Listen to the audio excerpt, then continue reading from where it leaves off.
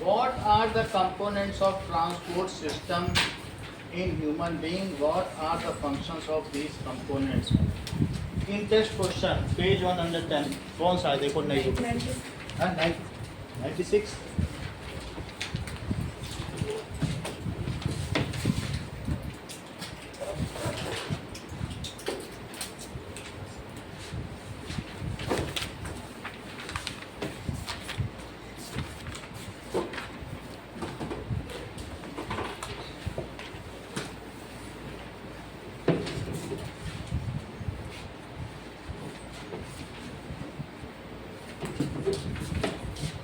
No.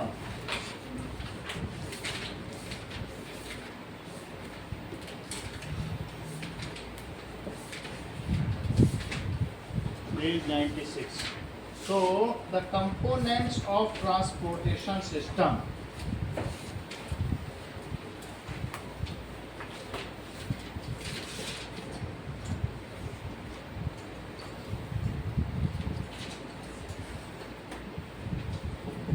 Are blood and lymph. Blood से भी transport होता है और लिम्फ से भी होता है. लिम्फ एक प्लाज्मा है. ब्लड क्या करता है? नो. Blood contains. और इनका काम क्या है? Plasma. What are the functions of these components? WBC, RBC, platelets. Plasma carry nutrients like glucose, amino acid, fat, fatty acid, cholesterol,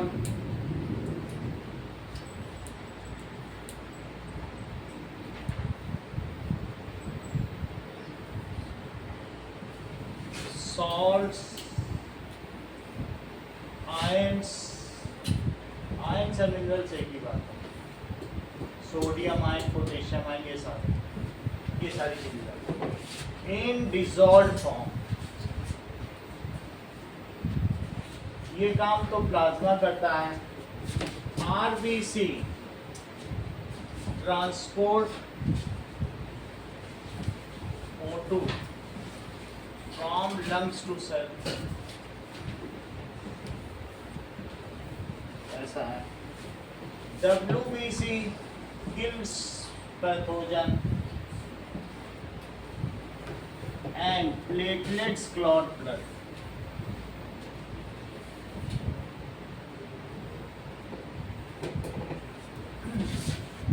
At the site या place of injury. ऐसा करता है. ये तो ब्लड का काम हो गया. लिम्फ क्या करता होगा? It transports it contains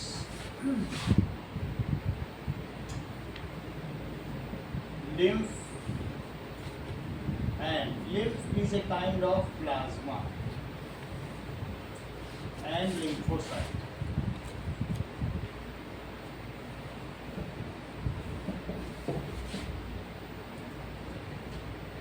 Lymph is extracellular fluid which is collected from body and diverted to heart for recirculation.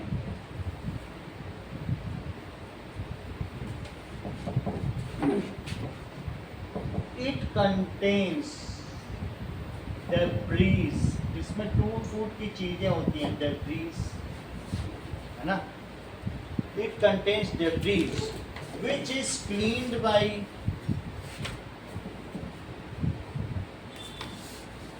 lymphocyte.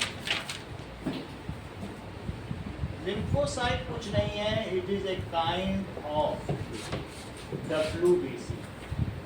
ये भी एक तरीके का एंटीजन है, प्रोटीन होते हैं ना जो किल करते हैं सर यहाँ पे इन का क्या मतलब है? क्या?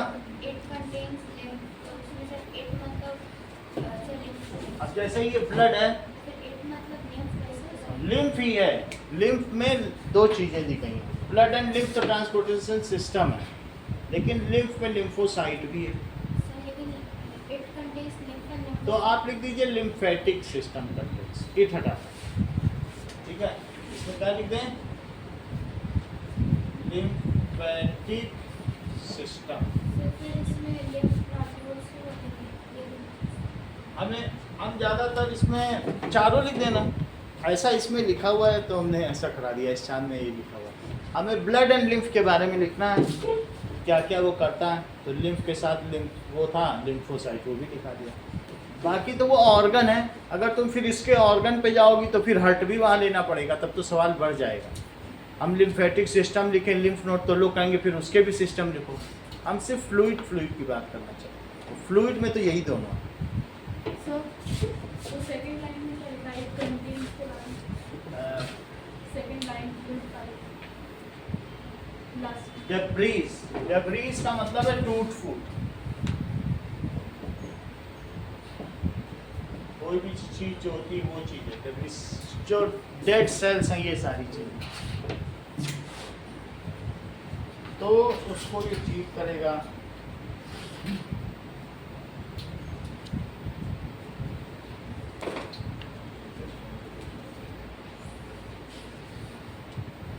Why is it necessary to separate oxygenated and deoxygenated blood in mammals and birds? Question पूछा जा रहा है कि mammals and birds are, निष्ठा, mammals and birds ये वार्म ब्लडेड है कि cold blooded? Warm blooded. These are warm blooded animals. These are warm blooded animals. These have constant body temperature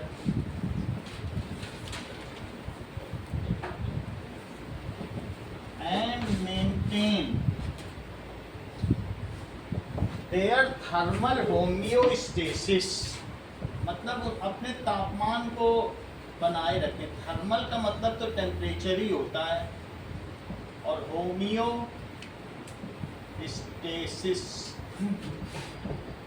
homeo का मतलब है जो लिविंग बीइंग में हो, और स्टेसिस का मतलब है स्टैटिक, एक जैसा नियत तापमान बनाए रखें, उसको थर्मल होमियोस्टेसिस। कई जगह आया है बुक में, इसलिए मैंने लिखा दिया, वरना इसी को कांस्टेंट बॉडी टेम्परेचर भी कहते हैं। अभी हम सेकंड चैप्टर पढ़ाएंगे ना, तो वहाँ पर एक वर्ड आएगा, acid base and salt chapter है, तो वहाँ एसिडिक होमियोस्टेसिस आएगी। हमारी बॉडी का एसिडिक मीडियम भी एक कांस्टेंट वैल्यू पर है, उसे पीएच वैल्यू कहते हैं। वहाँ वो दो चीज़ें हमारी बॉडी में मेंटेन है, एक एसिडिक होमियोस्टेसिस या पीएच होमियोस्टेसिस, और दूसरा थर्मल। दो काम ठीक है तो बॉडी फिट है। तो यहाँ टेम्परेचर के बारे में लिखा, सही है। अब जरा देखो, ऐसा करने के लिए this kind of arrangement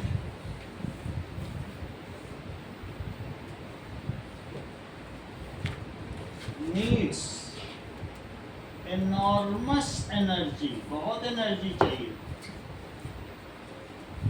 and faster rate of respiration। अब एनर्जी ज़्यादा चाहिए तो फिर रेस्पिरेशन ज़्यादा होना चाहिए, faster rate of respiration, which can only be ensured by abundant supply of oxygen। by faster rate of respiration तुम कैसे पाओगे? खूब ऑक्सीजन होगी तभी तो हो पाएगा कि नहीं? which can only be ensured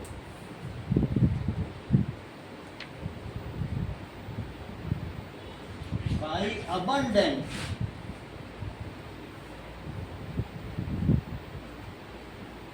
supply of oxygen from lungs to body cells.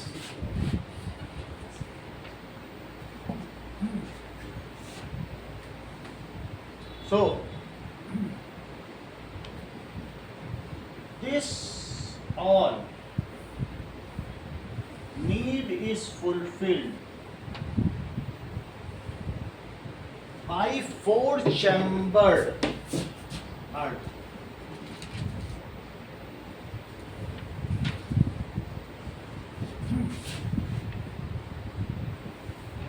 In which deoxygenated blood remains separate from oxygenated blood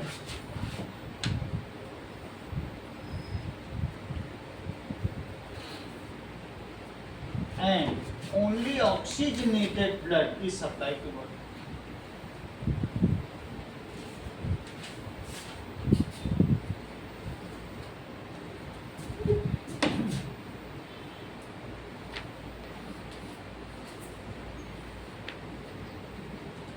इस तरीके से हमारे शरीर की आवश्यकता है, जो कि सेप्टम इसको अलग अलग कर देता है.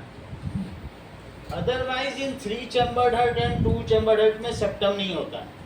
हम लोगों में सेप्टम होता है. मैंने आपको उस दिन दिखाया था वीडियो में, तो सेप्टम कहाँ था, ठीक है. So this is all by, जो सेपरेट करे उसे सेप्टम कहेंगे. 3 चैम्बर्ड एंड 2 चैम्बर्ड हार्ट में सेप्टम नहीं होता. उनमें वेंट्रिकल तो होता है, 2 ऑर्गन होते हैं और 2 एट्रियम और 1 वेंट्रिकल होता है. सेप्टम कहाँ होता है, सही है.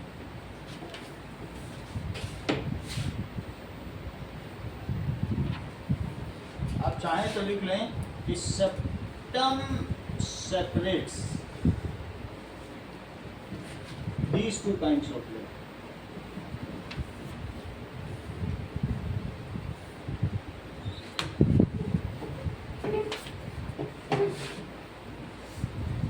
Which is not available in cold-blooded animal.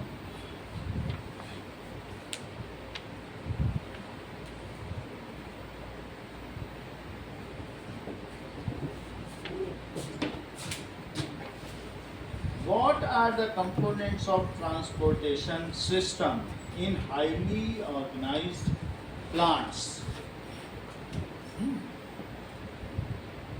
In highly organized plants, तो जो plants होते हैं, that is Thallophyta, Bryophyta, Pteridophyta, ठीक है. और इसके अलावा जिम्नोस्पर्म एंड एंजियोस्पर्म, 5 तरीके के प्लांट. तो इनको समझो तब क्वेश्चन समझ में आएगा. पहले इनको समझो. चौथा क्या है, जिम्नोस्पर्म. और 5वां क्या है, एंजियो. जमीन में ही अगर ऐसे पत्थर है और यहाँ हल्का हल्का घास आ जाए तो उसको कहते हैं थाइलोफाइटा. इसमें कोई रूट शूट सिस्टम नहीं होता है. अच्छा, ब्रायोफाइटा में जमीन से कुछ ऐसे निकलते हैं और उसमें 4 पत्तियां निकलती है, 3 पत्तियां, फ्यूनेरिया कहते हैं. सही है. तो इसमें दिखता ऐसा है जैसे लीफ हो, रूट हो, लेकिन कुछ नहीं है. पूरा एक ही प्लांट है, इसमें रूट कुछ नहीं है. और इसमें भी जाइलम फ्लोएम नहीं है. अच्छा, इसने अलग अलग डिफरेंशिएटेड बॉडी डिजाइन ले लिया है, बट इंटरनल स्ट्रक्चर में देखो तो अभी भी टिश्यू लेवल ही है. ये कैसा लेवल है, टिश्यू लेवल है. अभी ऑर्गन करके रूट शूट नहीं. हमने बताया था पहले तुमको कि रूट और शूट 2 ऑर्गन होते हैं प्लांट के, सब एक है. अच्छा, इसके अलावा तुमने कभी टेरिडोफाइटा देखा है, द फर्न, ऐसे पत्तियां होती. फर्न कभी देखा कि नहीं देखा? नहीं देखा तो यहाँ 5 स्टार होटल है, मैं तुम्हें दिखा भी दूँ. तो कुछ चीजें समझो, फिर उसके बाद हम आगे चलें. तो वास्तव में इन पांचों चीजों के बारे में तुम समझो, तब तुम्हें सवाल समझ में आ जाएगा। अब देखो,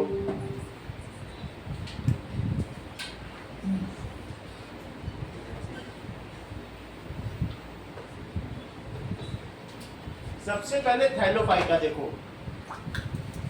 These are the different categories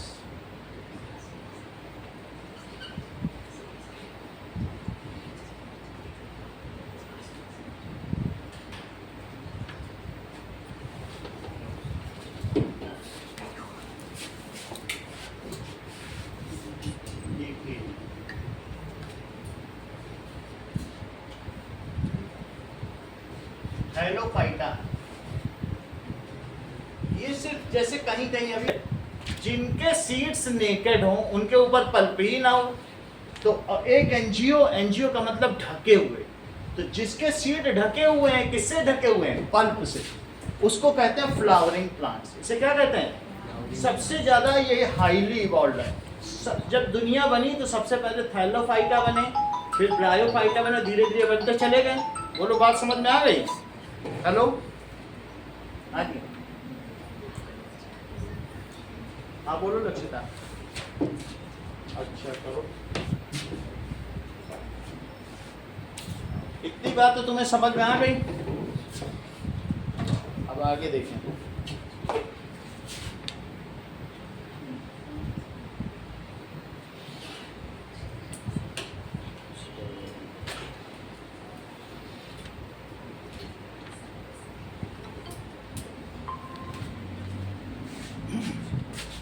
No.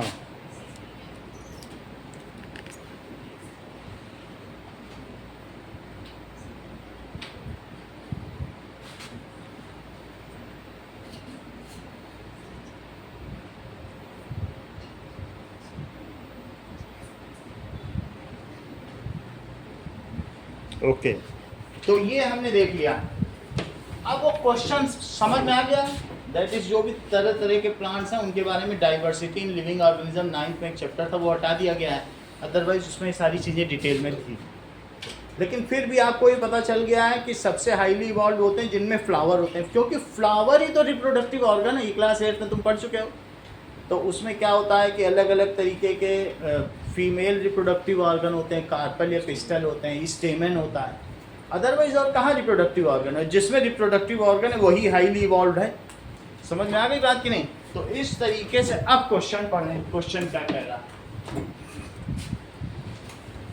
तो जिम्नोस्पर्म किसे कहते हैं?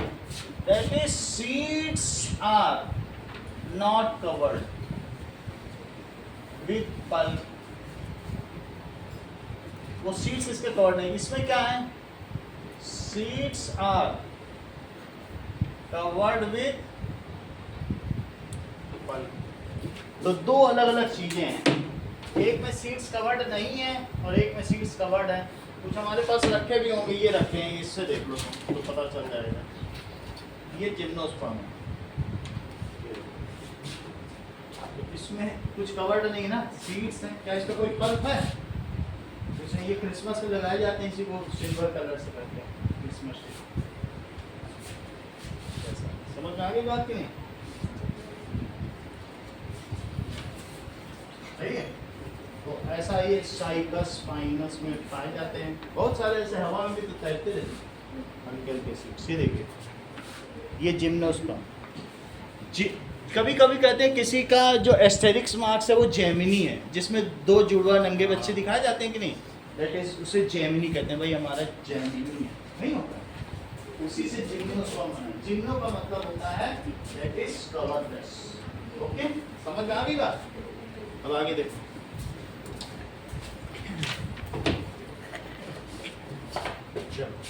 अब क्वेश्चन पढ़ो क्या कह रहा है।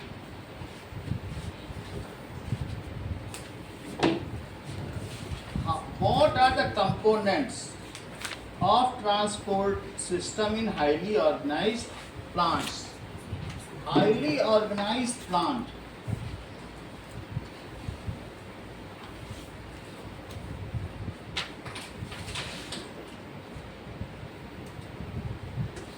प्लांट्स में क्या होगा? अब जरा देखो, टेरिडोफाइटा है जाइलम एंड फ्लोएम।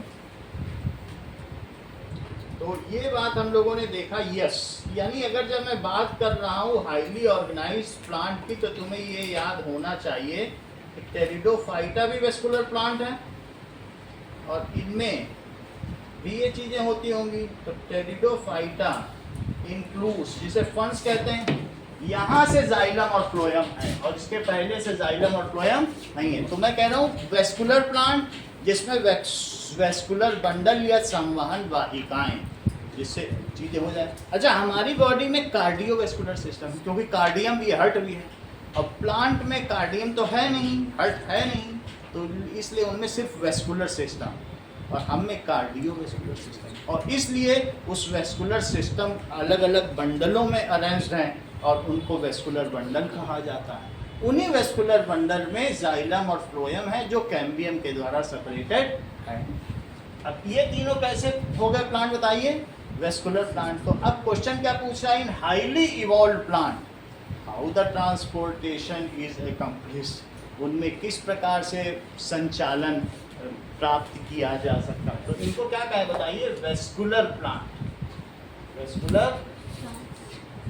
अब ये चीज highly organised plant that is vascular bundles are available.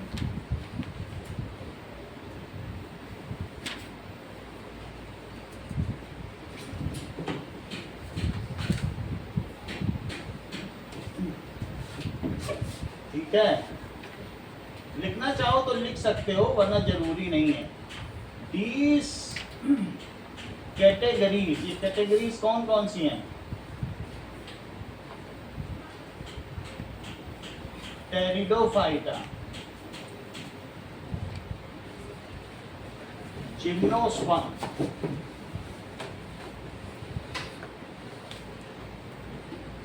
And angiosperm.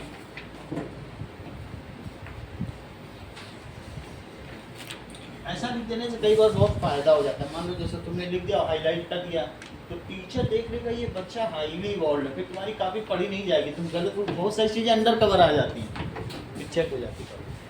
तो अगर एक आध ऐसी लाइन लिखने से तुमको एक्स्ट्रा माइलेज मिले तो कर देना चाहिए। तो ये तीन चीज हो गई, ठीक है। अब इससे क्या होगा बताइए, these categories it contains xylem and phloem. Xylem transports water and minerals, phloem transport food from site of photosynthesis to fast growing plants and buds. So what are the components of component भी पूछ रहा है। It contains xylem and phloem complex tissue.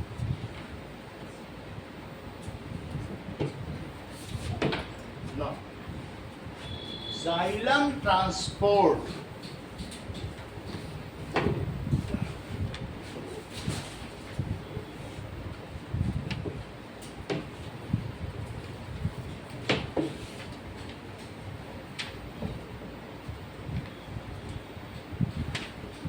water and mineral from roots to green parts.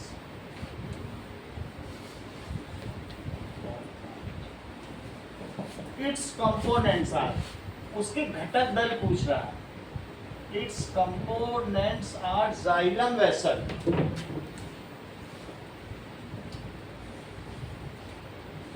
tracheids,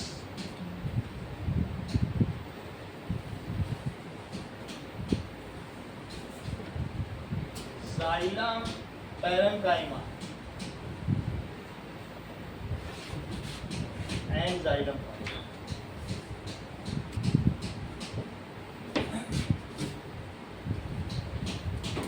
Phloem transports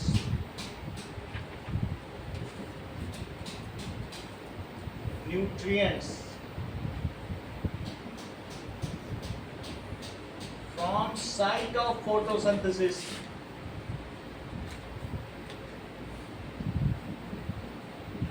to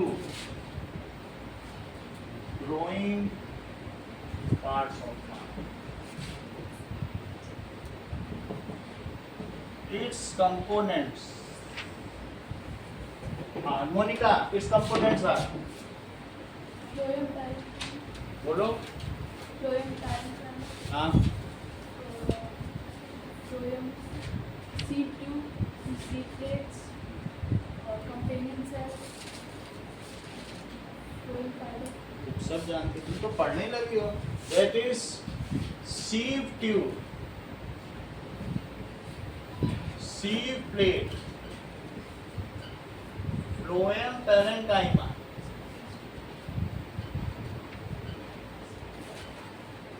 companion cell,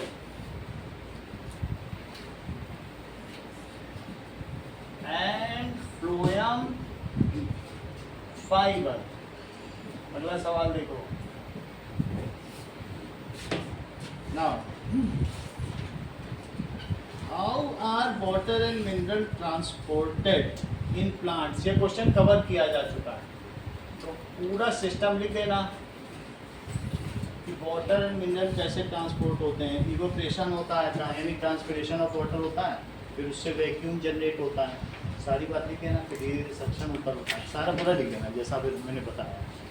अगला देखो, how is food transported. तो translocation से लेकर सब कुछ लिख देना. अब देखिए, describe the structure and functioning of nephron. Indrajit किस पेज में?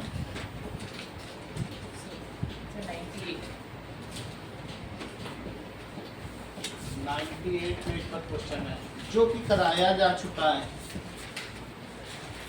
नेफ्रॉन का स्ट्रक्चर पूछा गया है, तो पूरा बता दीजिएगा.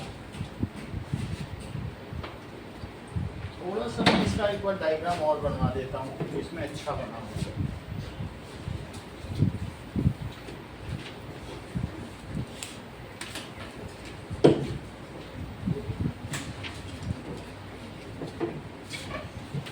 Now, अब देखो,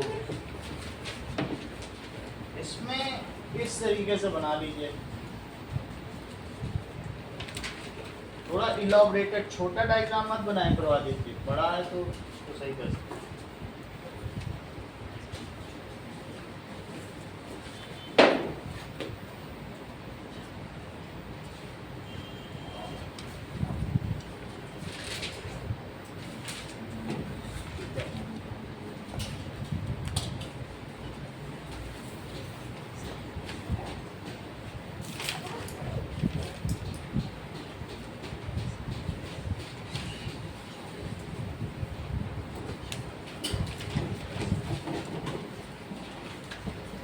ureter.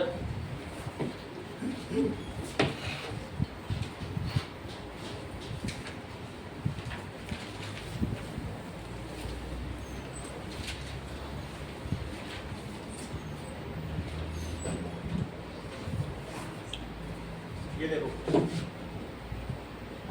तो ये हमने क्या बना दिया, ग्लोमेरुलस. अब यहाँ पर ऐसे कर देना,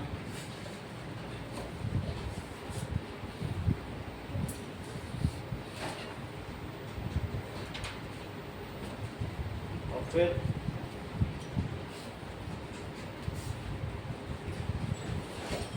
ऐसे बार बार करते चलो.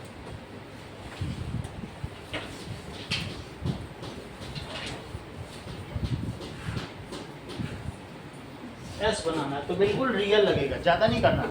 दैट इज यहाँ से यहाँ आ जाओ, ये इजी है,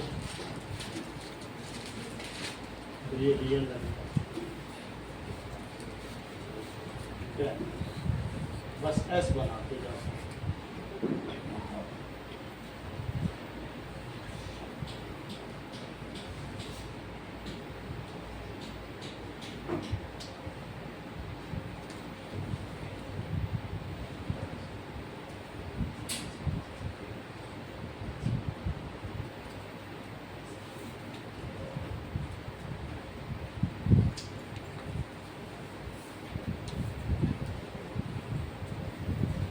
देखो बिल्कुल ऐसे लगेगा जैसे लिपटा हुआ है. Okay. After that, इसमें जो रीजनल आर्टरी होगा वो राइट साइड से नहीं निकलता। जो चीज आएगी ये आने वाली है फ्रॉम रीनल आर्टरी, और ये क्या है, टू रीनल वेन, इतनी बात हुई। It is loop of Henley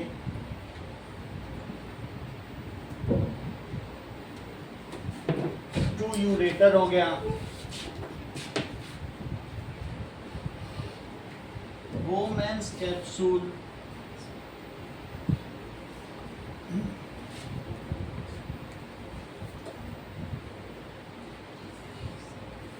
glomerulus, थोड़ी दूर तक इसको रेड दिखाओ, फिर ब्लू दिखाने लग जाओ।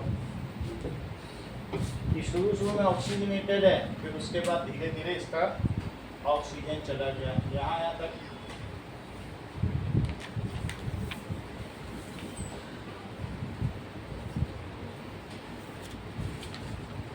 यहाँ तक आपने दिखाया, धीरे धीरे इसका कलर चेंज हो जाएगा, इसकी ऑक्सीजन खत्म हो जाएगी।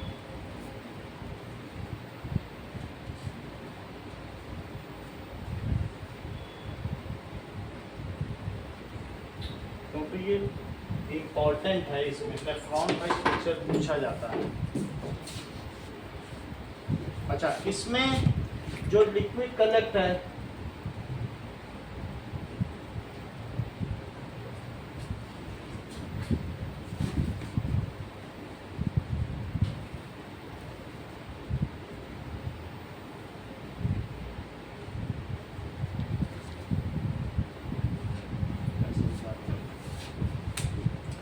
आप चाहें तो प्रॉक्सिमल कन्वोल्यूटेड ट्यूब और डिस्टल कन्वोल्यूटेड ट्यूब भी दिखा सकते हैं। दिस इज पास में है इसलिए इसको क्या कहेंगे, ये ट्यूब्यूल है।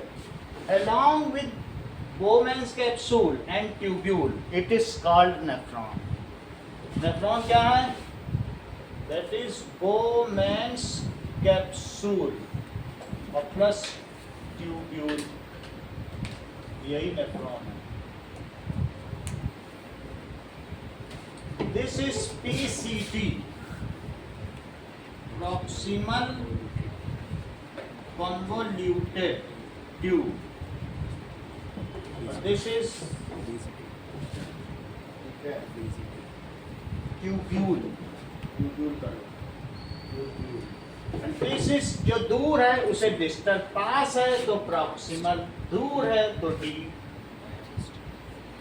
distal convoluted tubule. जैसा बुक में वैसा बना दिए, सिंपल डायग्राम। आगे देखा, फिर इसके बारे में सारी बातें लिख देना। Each kidney has 1 million nephron, ऐसा लिखा है, यानी 10 लाख, टोटल 18 लाख होते हैं।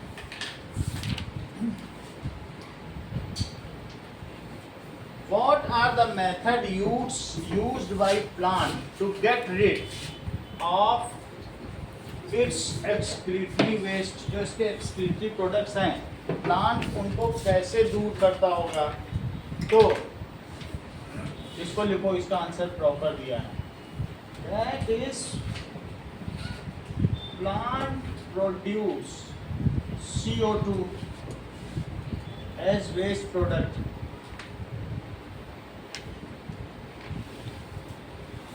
during respiration. During daytime, this CO2 is utilized for photosynthesis, while night, जबकि नाइट में क्या होगा, it is released out by stomata. दिन में तो ये CO2 काम आ जाएगा, इससे खाना बना लेगा ग्लूकोज, और रात को क्या करेंगे, निकालेंगे। During daytime, it is utilized for photosynthesis, and during night it is released out from stomata. Stomata का मतलब है ओपनिंग। एक काम तो ये हो गया।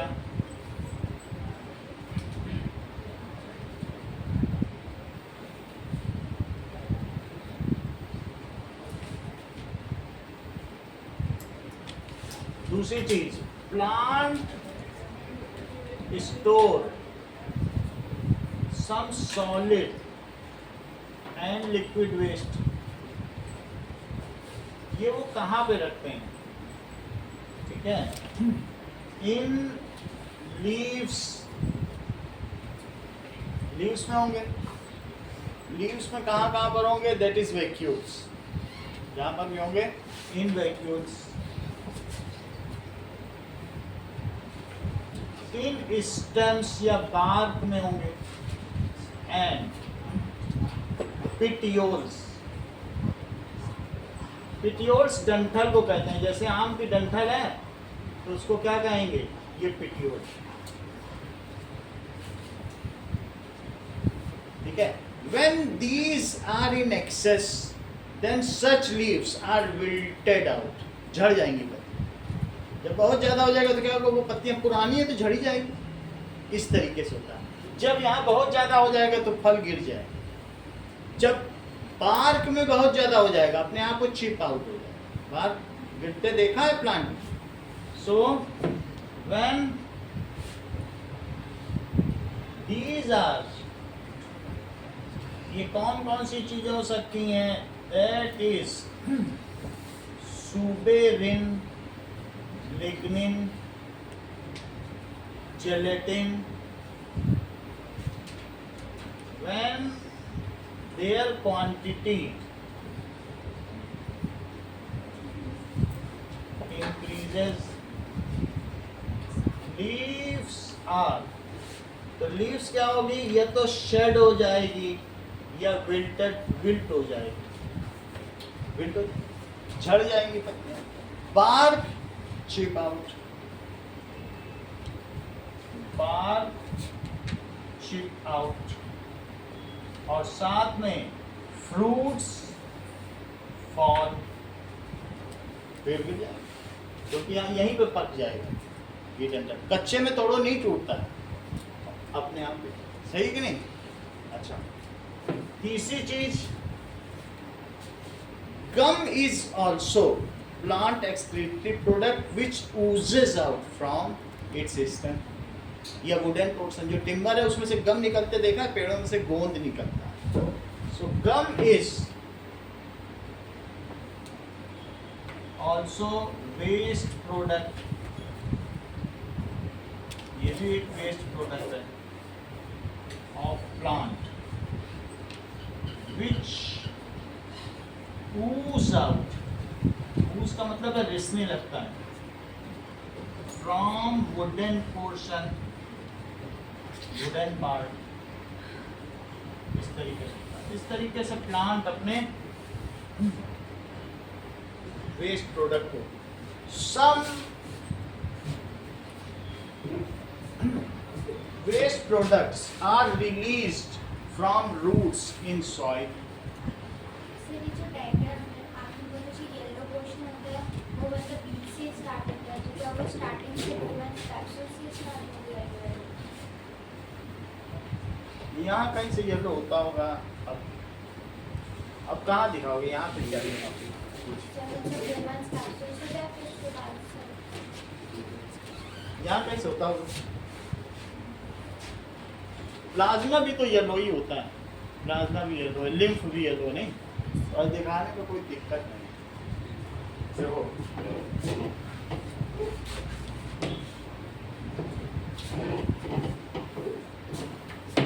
अब आगे देखिए, that is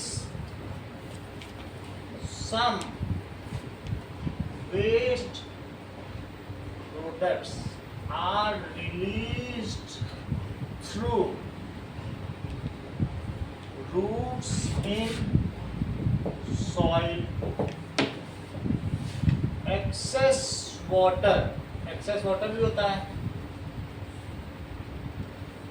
and O2 produced during daytime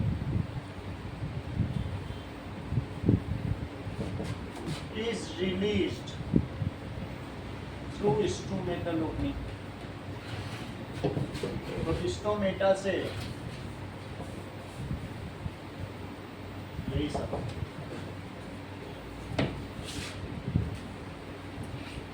How is the amount of urine produced regulated?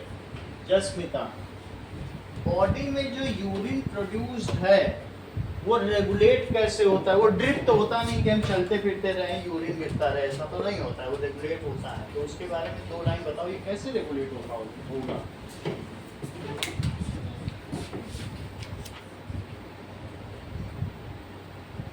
बोलो. जब फिल होता है तो वो प्रेशर एक्सर्ट करता है ब्लैडर पे, तो एक मैसेज जाता है ब्रेन के पास.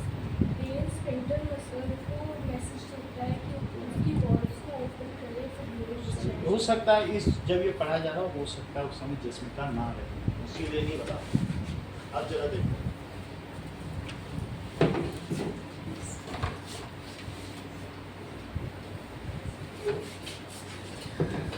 So, when urinary bladder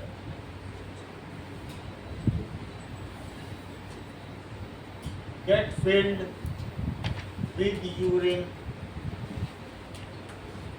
then a pressure is exerted on muscular wall of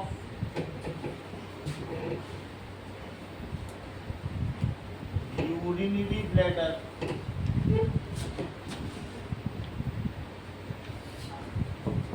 This message, ये मैसेज सेंसरी न्यूरॉन देंगे, वो हम लोग आगे देख लेंगे अगले चैप्टर में. Back control and coordination. This message is send to brain by neurons. हमें ये मालूम है ना, नर्व सेल्स होती हैं, न्यूरॉन्स होती है, वही तो सब मैसेज देती हैं भाई. Neuron. Brain prepares A command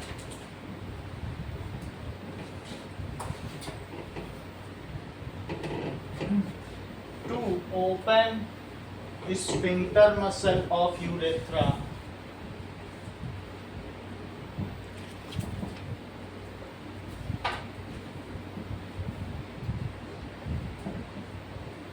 And release urine. The same is executed.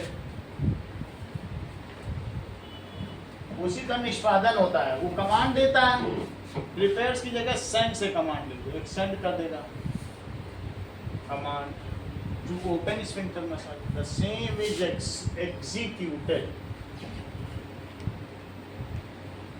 And urine is discharge out of body.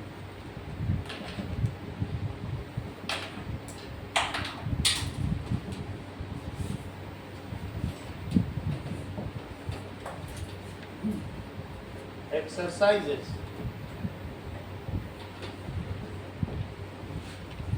The kidney in human being are the part of. Jasmita, kidney हमारे digestive system की part है कि respiratory system की कि transportation system? बोलो. That is C. Excretion. Xylem in plants are responsible for. Monica. Transport of water. Transport of water.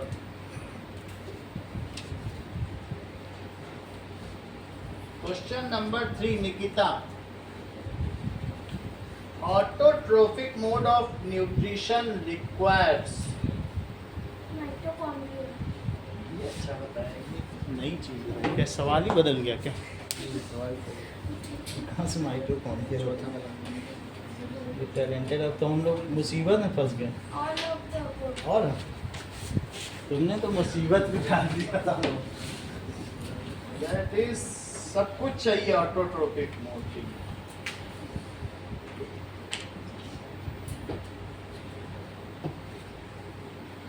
Fourth question, Sneha Vishnoi. The break down of pyruvate to give.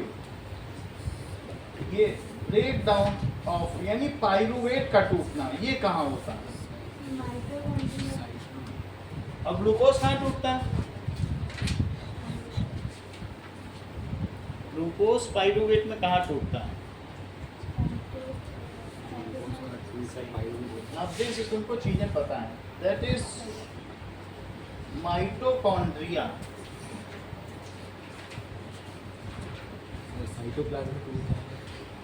देख लो, ये cell है और cell में ये nucleus है, ये mitochondria है। तो जब ग्लूकोज आया C6H12O6 वो पाइरुवेट में बना, और पाइरुवेट फिर किसमें बदला? CO2 एंड वाटर में। ये काम जो हुआ है पाइरुवेट में बदलना, वो साइटोप्लाज्म में हुआ, और ये किसमें टूटा? माइटोकॉन्ड्रिया। सही है। How are the fats digested in our bodies? Where does this process takes place? Now,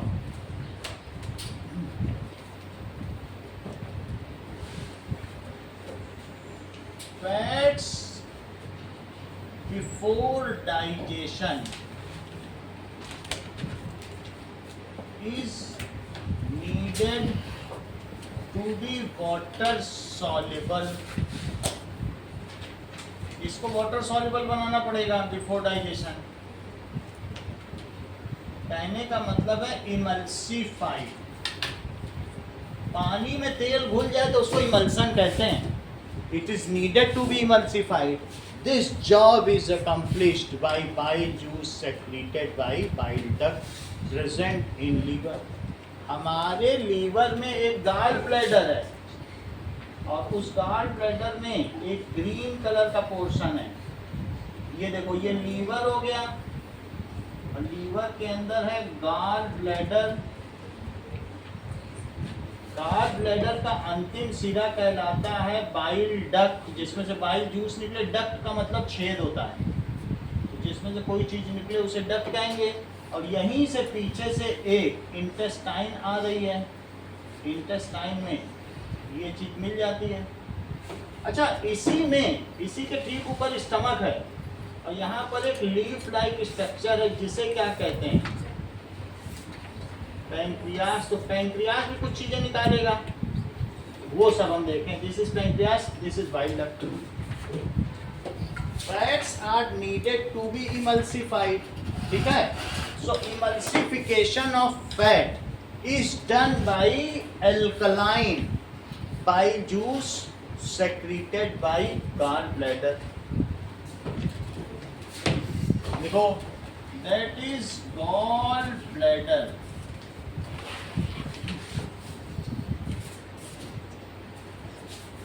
gallbladder को कहते हैं पित्त की थैली। तो gallbladder present in liver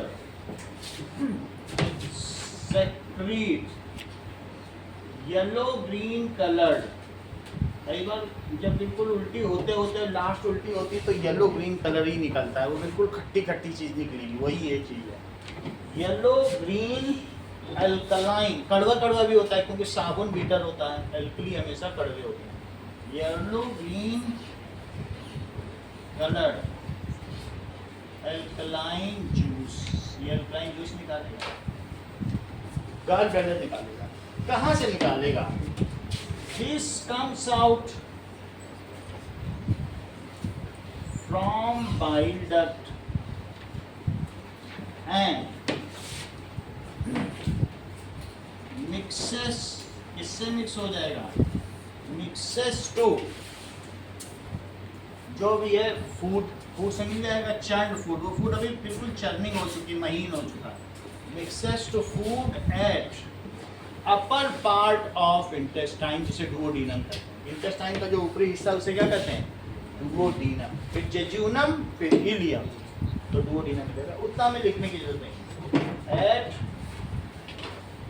upper part of small intestine. इसका इसका काम क्या है? That is Harshita, bile juice का क्या काम है? इसमें से येलो ग्रीन कलर का निकल रहा है, ये ठीक है। इस चीज़ को हम लोग भी लिखें, इससे पहले भी भूल जाएं।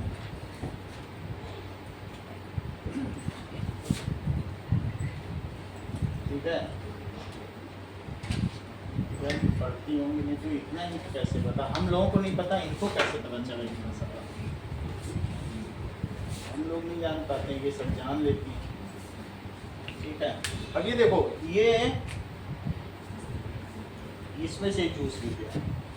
अच्छा, ये जो पैंक्रियाज है ये येलो कलर की होती है। तो ये अल्कलाइन, ये कैसा है बताइए? अल्कलाइन है। इसका काम क्या है? इसका काम है इमल्सिफाई करना। इमल्सिफाई करना, जैसे साबुन हो, पानी में तेल पड़ा, थोड़ा सा लाइफ बॉय डाल दो, फिर हिला दो, तो तेल छोटे छोटे टुकड़ों में उसमें घुल जाएगा। ऐसा होता है ना इमल्सन, तेल ऐसे नहीं घुलेगा, लेकिन थोड़ा सा साबुन डाल दो तो बिल्कुल घुल जाएगा, छोटे छोटे हो जाएंगे। ऐसा मिल्क खुद ही एक इमल्सन है। पूरे दूध में दूध का घी घुला रहता है। मिल्क से अच्छा इमल्सन का क्या एग्जाम्पल हो सकता है? मिल्क तो खुद ही इमल्सन है। ठीक है, तो ये क्या करेगा बताइए? जब बाइल जूस गिरा और इसमें बहुत सारा फैट है, हमने जो तेल घी खाया वो आ रहा है, बाइल जूस गिरा, तो क्या उसको पूरा वो मिल्क की तरह पूरा फैट को इमल्सिफाई कर देगा? छोटे छोटे फैट के दानों बदल जाएगा और उससे उसका एरिया ग्रेट हो जाएगा। So it increases a large surface area. तो पहली चीज जैसी कि हर्षिता ने बताई कि bile juice emulsifies. Bile juice क्या करेगा? It emulsifies the fat molecules. That means it breaks down into small globules, water soluble globules। दूसरा काम क्या है Monika? And it activates lipase to act on it। तो फिर बाइल जूस और digestive enzyme, क्या? बाइल जूस डाइजेस्टिव एंजाइम होगा। Bile juice check कर लेते हैं। बाइल जूस मैं चेक करके ही बता पाऊंगा। इस बाइल जूस एक डाइजेस्टिव एंजाइम? साबुन का पानी है? नो, उसको कह रहा नहीं है, वो एक तरीके का साबुन का पानी है, तो कुछ नहीं है। एंजाइम्स को प्रोटीन होना जरूरी है। और ये सिर्फ एक, जैसे NaOH है, सोडियम हाइड्रोक्साइड SiO2। प्रोटीन की 3 कैटेगरी बताई थी, एक स्ट्रक्चरल प्रोटीन, एक हार्मोनल प्रोटीन और एक एंजाइमल। HCl भी कोई डाइजेस्टिव एंजाइम है। एंजाइम होने के लिए उसके अंदर प्रोटीन होना चाहिए, एमिनो एसिड होना चाहिए। तो HCl और बाइल जूस को डाइजेस्टिव एंजाइम में नहीं है। ठीक है, देखो, dilute hydrochloric acid is digestive enzyme, ये भी नहीं होगा, नॉट डाइजेस्टिव। लिखा है कि नहीं? पढ़ो। तो HCl या NaOH, OH है तो एल्कलाइन है बाइल जूस, और H है तो एसिड है। यही हम एसिड बेस में भी पढ़ने जा रहे हैं। जिनमें HH होता है वो सब एसिड होते हैं, और जिनमें OH जैसे calcium hydroxide, magnesium hydroxide, NaOH, यही सब साबुन है। जितने साबुन है, डिश वॉश, ये सब OH है तो वो एल्कलाइन है, वो हाथ धोने के काम आएगा। बेस OH बेस है, अब वो कड़वा होगा डिटर्जेंट खा के देखो, और एसिड खट्टा होगा जैसे नींबू। एसिड खट्टे होते हैं, अभी हम लोग पढ़ने जा रहे हैं 15 मिनट बाद। एसिड खट्टे होंगे और जो बेस होंगे वो कड़वे होंगे। सही है, चलो अब क्या होगा बताओ? यहाँ से that is upper part of small intestine. Now this emulsifies, ये इमल्सिफाई कर देगा the fat. That means it makes fat, large fat molecules। ये क्या करता होगा? Large fat molecules ये convert कर देता है। It converts large fat molecules into small fat globules which are water soluble।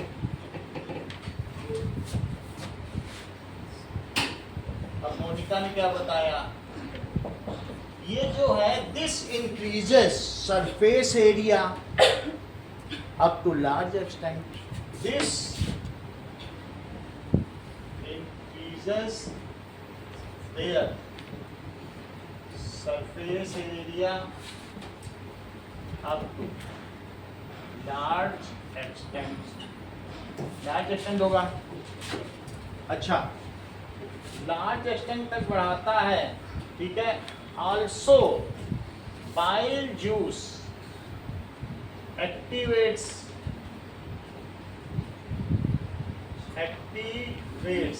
Ayushi sentence पूरा करो।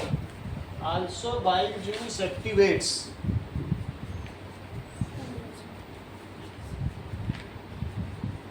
ध्यान कम दे रही हो, ऐसे चलेगा नहीं।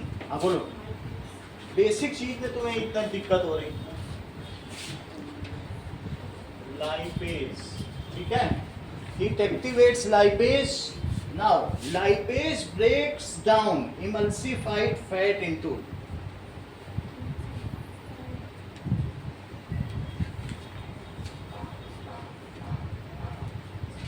आश्चर्य की बात, बोलो। ये क्वेश्चन पूछने लायक ही नहीं था, तुमने बोला ना, है ना। दैट मीन्स जो इमल्सिफाइड फैट है उसको लाइपेज किस में तोड़ेगा, lipase breaks down emulsified fat into fatty acid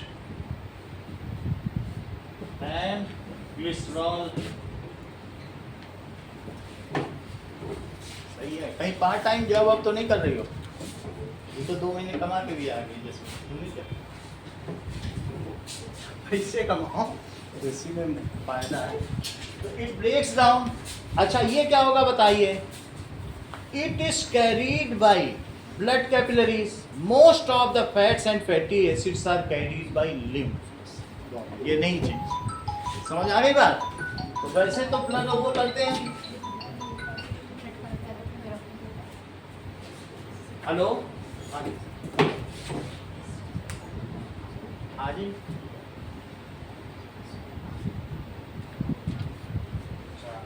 किस स्कूल में बच्चा, केवी नंबर 1 में, क्या नाम है, पूजा, ठीक है। तो 10th की क्लास आजकल सुबह 9 बजे से 11:30 बजे तक होती है,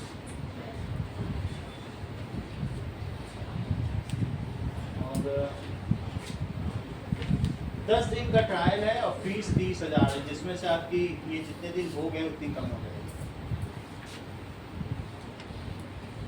अप्रैल से शुरू हुई क्लास, तो आपका ये जितना भी दिन इधर हो गया है उतनी कम की जाए। और फीस करीब 27.5 पड़ेगी, 2 बार में। आधी अभी जमा करनी होगी और 15,000 अक्टूबर में, और जो बाकी बची हुई होगी इधर फर्स्ट सेमेस्टर की, उसकी अभी देनी पड़ेगी। तो करीब वही 11-11,500 आएगी, वो मैम बताएंगे। अभी आ सकती हैं, अभी मैं 11:30 बजे तक, शाम को 5:15 से 7 रहेगा।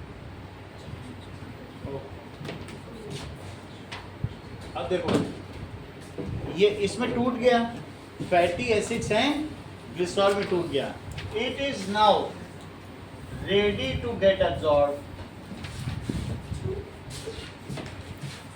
get absorbed by microvilli present throughout intestine,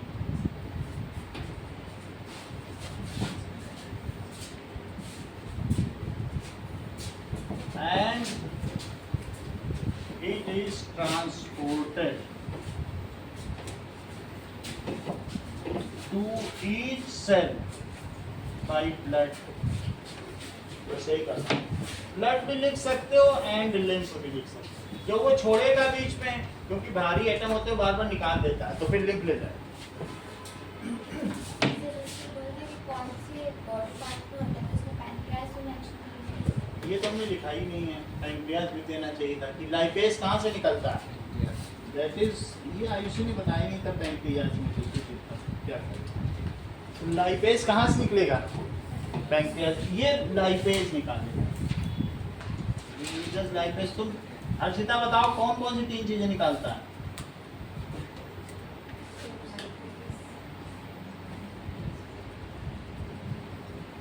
बताओ,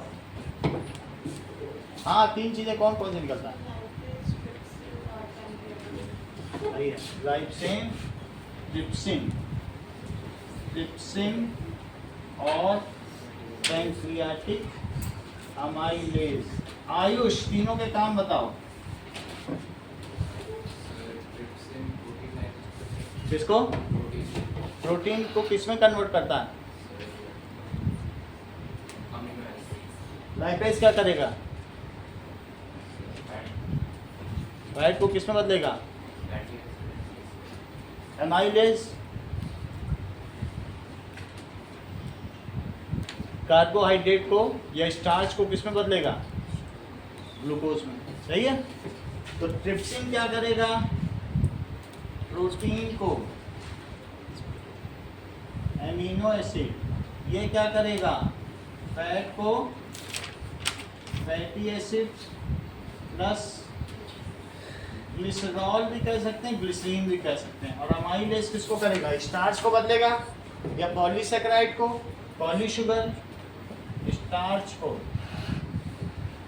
ग्लूकोज। ये 3 चीजें सेपरेट होगी।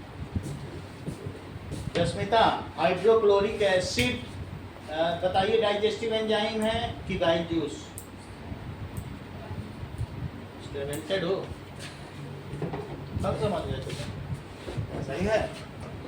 जैसा कि जस्मिता ने बताया कि ना बाइल जूस डाइजेस्टिव एंजाइम है और ना हाइड्रोक्लोरिक एसिड, ऐसा इन्होंने टीवी में देख के बताया। टीवी में दोनों चीज़ दिखाई गई थी, इन्होंने प्रॉपरली समझ लिया और क्लास में अपनी विद्वता का प्रचार किया। अब आगे देखें। Now what is the role of saliva in digestion of food. तो हमारी जो सलाइवा है, मुंह से सलाइवा निकलती है, उसका डाइजेशन में क्या कोई रोल है।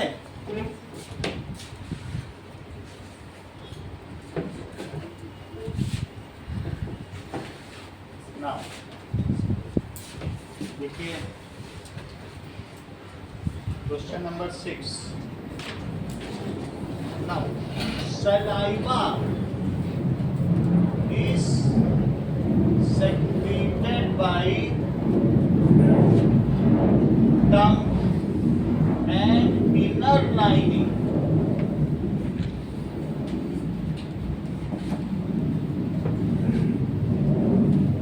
of buccal cavity। सलाइवा से सेक्रेट होता है। इट कंटेन्स सैलिवरी अमाइलेज, उनमें ग्लैंड्स होती है। तो थ्रू आउट टंग की अगर हम बात करें तो उसमें बहुत सारी ऐसे ग्लैंड होती और उनमें जूस भरा, उसका नाम क्या होगा पूरे टंग में। इट कंटेन्स, ये सलाइवा है।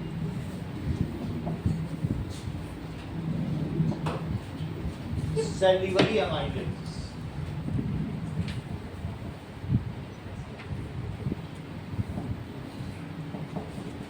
इसको कह रहे हैं कि इसका रोल क्या है।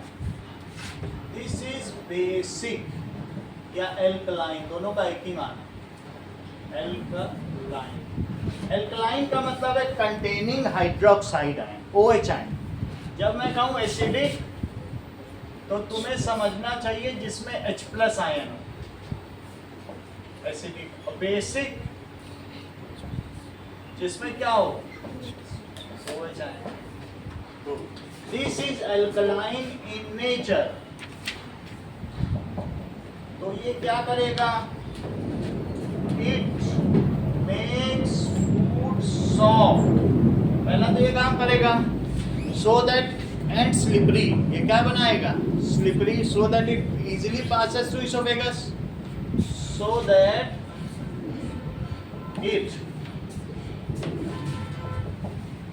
easily passes through.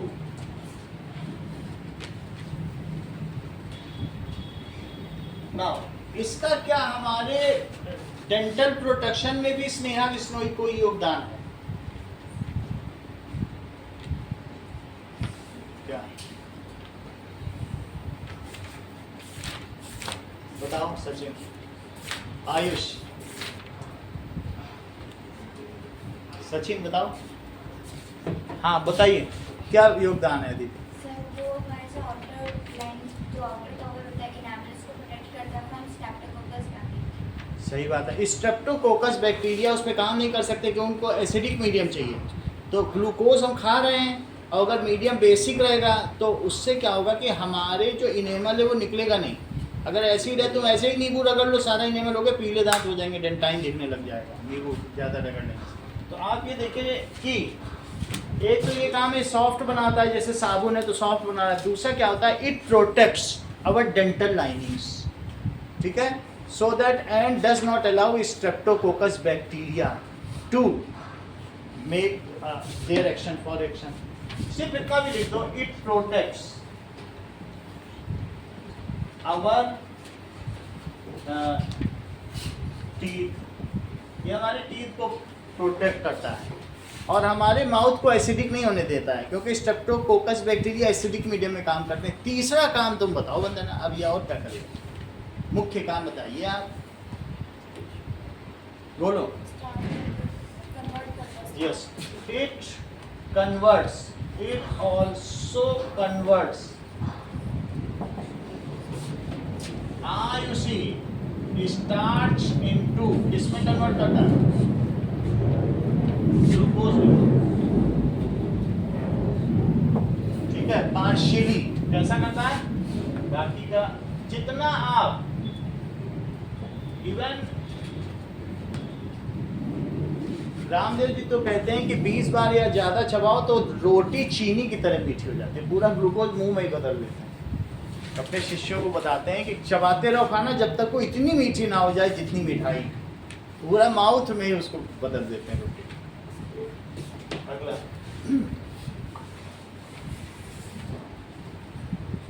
what are the conditions necessary for autotrophic nutrition and what are its byproducts? तो ऑटोट्रोफिक न्यूट्रिशन के लिए क्या कंडीशन है? Autotrophic nutrition takes place in green plants in presence of sunlight. In this, plant contains chlorophyll which traps sunlight. वो क्या करता होगा? Which traps sunlight.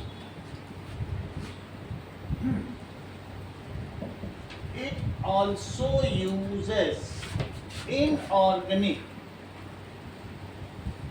simple molecules जो हवा में ऑर्गेनिज्म के अंदर नहीं बनते उनको इनऑर्गेनिक कहते हैं। Molecules like CO2 and water. CO2 is taken from atmosphere and CO2 is taken from atmosphere and water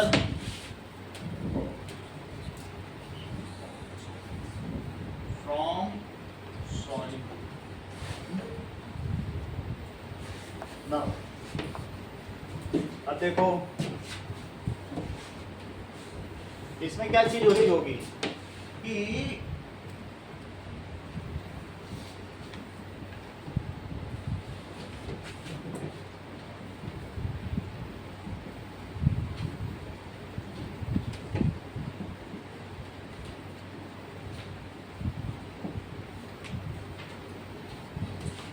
ऐसा काम होता होगा। चार चीजें बता दी गई हैं। whatever glucose is formed, a part of it is stored as condensed form, that is called starch. इसमें से वाटर निकाल निकाल के स्टार्च की तरह रख लिया जाएगा. चेक करो, मान लो तुम्हारे पास 1000 C6H12 है, तो वो सब ऐसे नहीं रखेगा. आलू, गेहूं, मक्का, चावल, सब में वो क्या करेगा बताओ? ग्लूकोज में से वाटर हटा देगा और C6H10O5 to the power n एक कंडेंस मॉलिक्यूल बनाएगा. देखो एक वाटर हट गया, H2O निकल गया, NH2O हटा देगा. पानी सुखा देते हैं तो उसी को तो प्रिजर्वेशन कहते हैं, क्योंकि बहुत दिनों तक रह सकेगा. फल तो नहीं रह सकते, गेहूं तो रह सकता है. तो इसलिए उसने ग्लूकोज को किसमें बदल लिया बोलो? स्टार्च में. So maximum part of the product formed is glucose.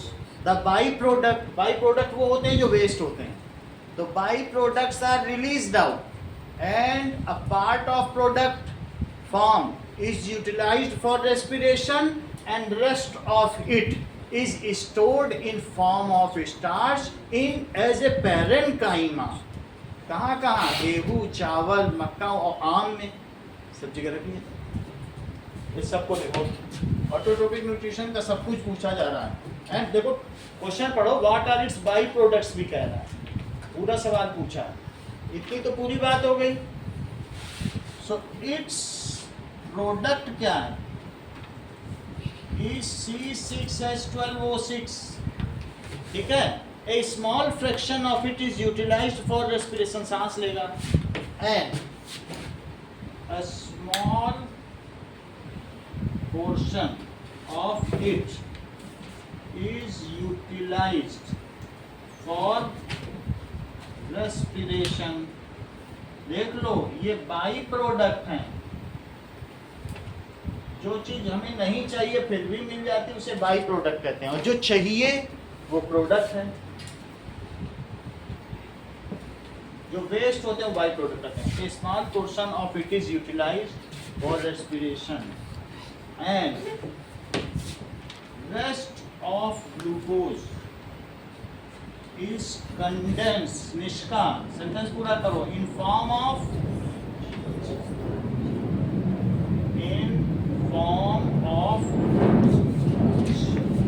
starch, है ना.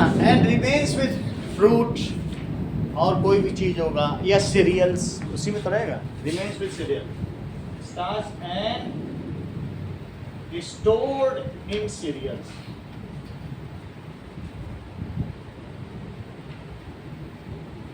अच्छा, बाई प्रोडक्ट क्या है? By products are O2 and water. Water is transpired and O2 is released out through stomata.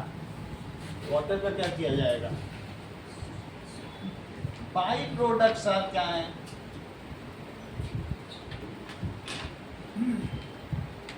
O2 and water. Water is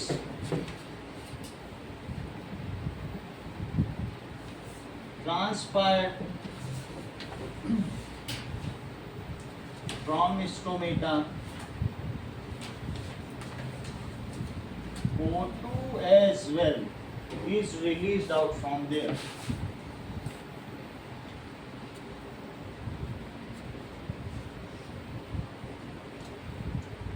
आप चाहें तो लिख सकते हैं, a part of O2 is utilised for its respiration.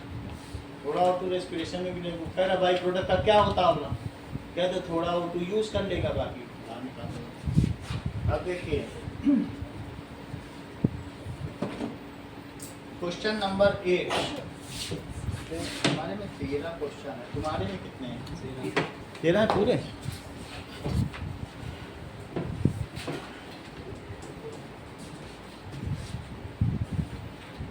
No.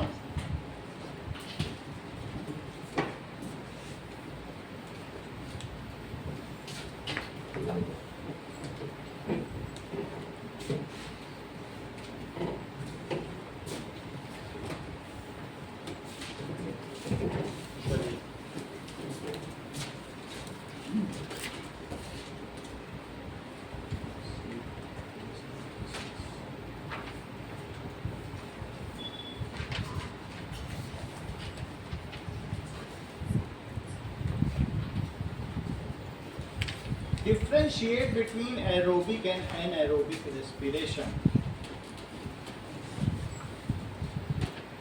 इसमें 4 difference लिखो.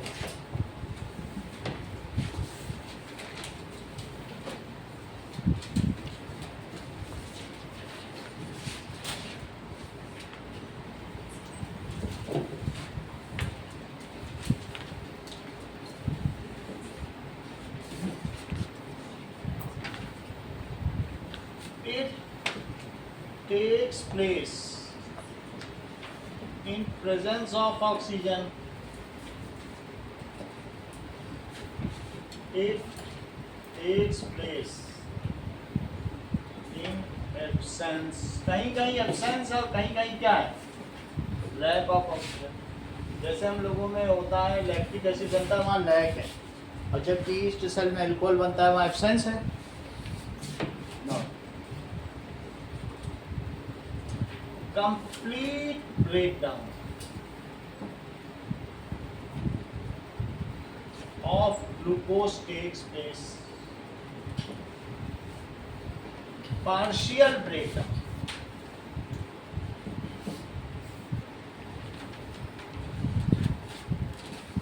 of glucose takes place. आंशिक रूप से टूटेगा. Now इट्स बाई प्रोडक्ट, वो किसी काम के नहीं है इसलिए बाई प्रोडक्ट कह रहा हूँ. By products are CO2 and water. It's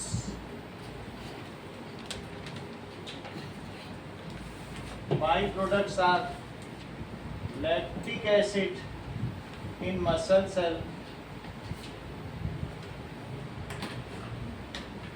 और alcohol and CO2 in yeast. ठीक है, ऐसा होता है.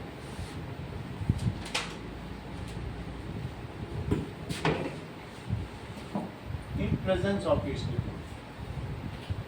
Presence of. अब देखिए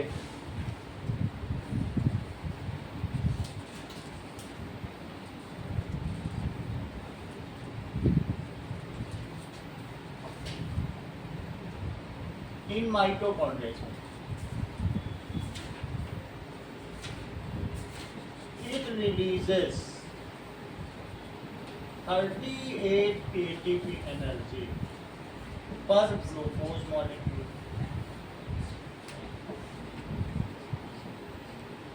It releases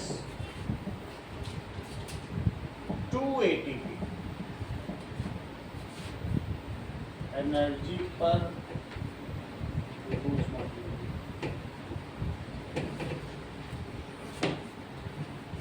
बाकी आपको और एलोबरेट करना हो तो उनकी इक्वेशंस भी लिख सकते हैं, अदरवाइज इतना काफी है. अगला देखें. Name some organisms that use anaerobic mode of respiration. तो एनाएरोबिक किसमें होगा? Anaerobic mode of respiration is used by yeast for fermentation.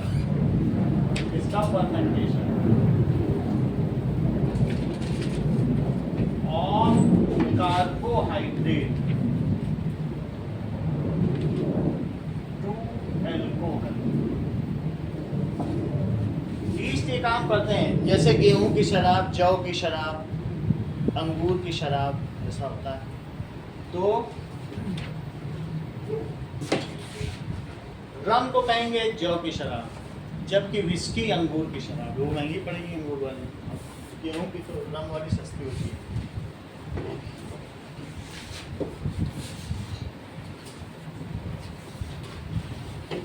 इसके अलावा ऑल्सो बाई सम बैक्टीरिया, सिर्फ यीस्ट के ही द्वारा नहीं. ठीक है, ऑल्सो बाई सम एनाएरोबिक बैक्टीरिया, उनका नाम ही पड़ गया एनाएरोबिक बैक्टीरिया. तो उनके द्वारा भी फर्मेंटेशन कराया जा सकता है. अभी पहले हम लोग ये मानते थे ईस्ट के द्वारा ही होता है, लेकिन अभी ऐसे बैक्टीरिया भी आ गए हैं कि बैक्टीरिया से भी आप सड़ा सकते हो कुछ चीज।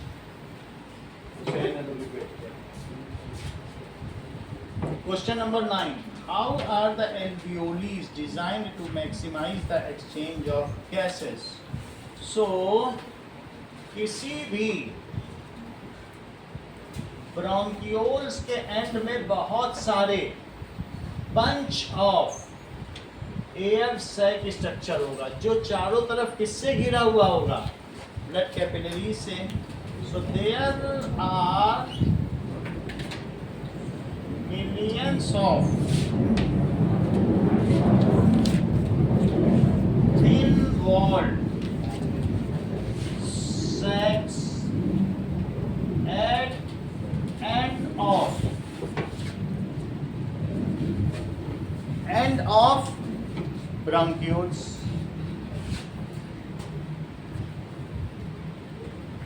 ये हो जाए। These are called alveoli. और इनका काम क्या है? So these have large surface area.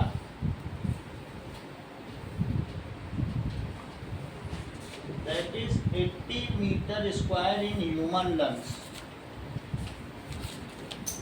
ऐसा होता है। For faster rate of diffusion of gases. तो ये इनकी डिजाइन के बारे में आपको बताना था, यही चीज है।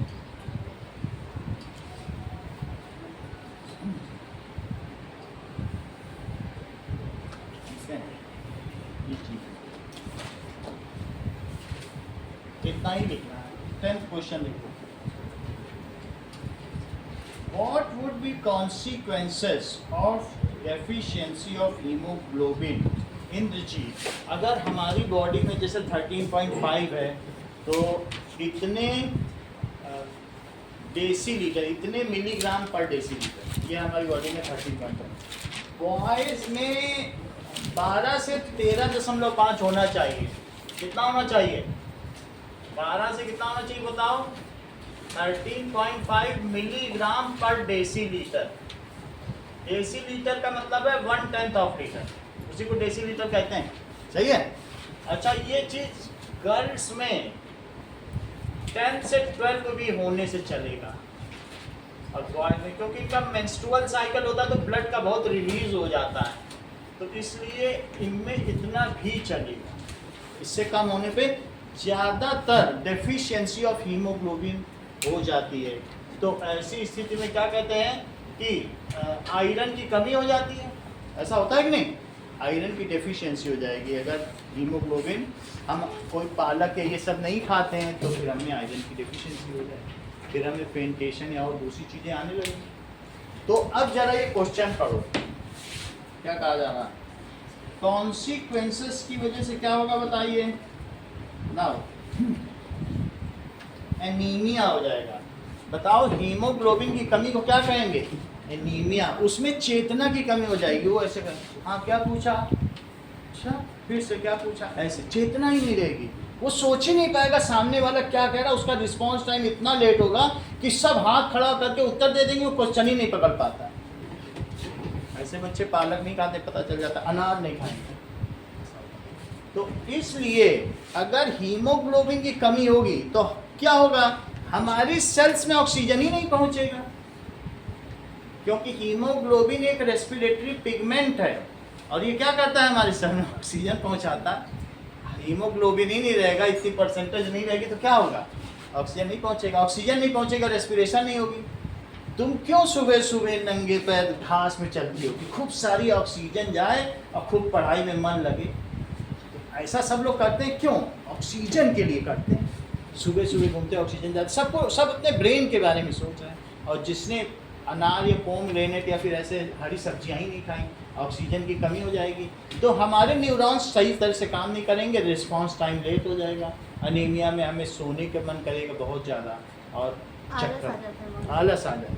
हम हमारी बॉडी में चेतना जाती रहेगी। ये चीज़ है। अब जरा देखिए इन सभी चीजों को लेकर यही क्वेश्चन पूछा गया है। सो ऑक्सीजन, अब फिर से देखें, percentage of haemoglobin in healthy adult girl and boy, इसको रिफर कर लें थोड़ा सा और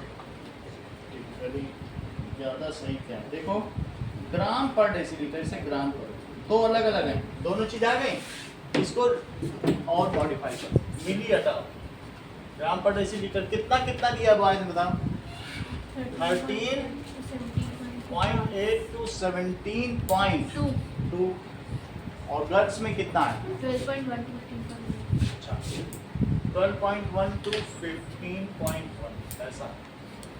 चलिए अब इस चीज को लिखिए कि इन हेल्दी एडल्ट मेल, ज्यादा जरूरत नहीं है, आप लिख दो 13.8 है तो आप लिख दो 13.5 to 17 चल जाएगा, खूब चलन में। लेवल ऑफ हीमोग्लोबिन इस 13.5 to 17, ये जानना भी चाहिए हम लोग, पर डेसीलीटर। एंड इन गर्ल्स या female it is ranging from 12 to 15 ग्राम पर डेसीलीटर। हीमोग्लोबिन क्या है, haemoglobin is respiratory pigment,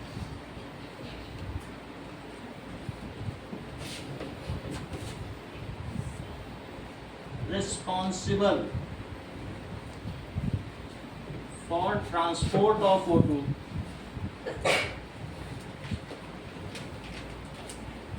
from pulmonus to cells यानी lungs।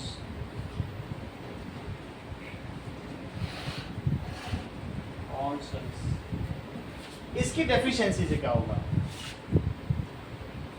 due to deficiency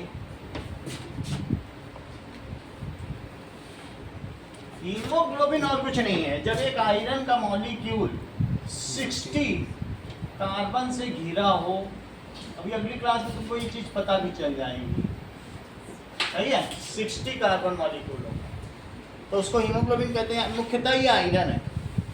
तो due to deficiency of haemoglobin क्या होता है,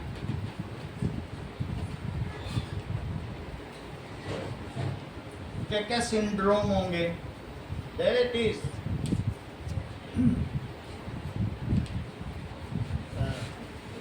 ब्रीदिंग प्रॉब्लम होगी, सांस लेने में, और क्या होगा, टायर्डनेस,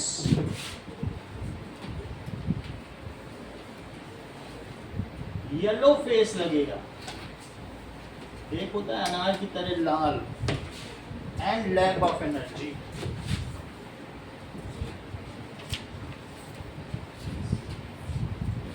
अगर आयरन नहीं है देन देयर इज वॉमिटिंग भी होगी, खाना खाओगे उलट जाएगा। Due to deficiency vomiting also takes place due to anemia,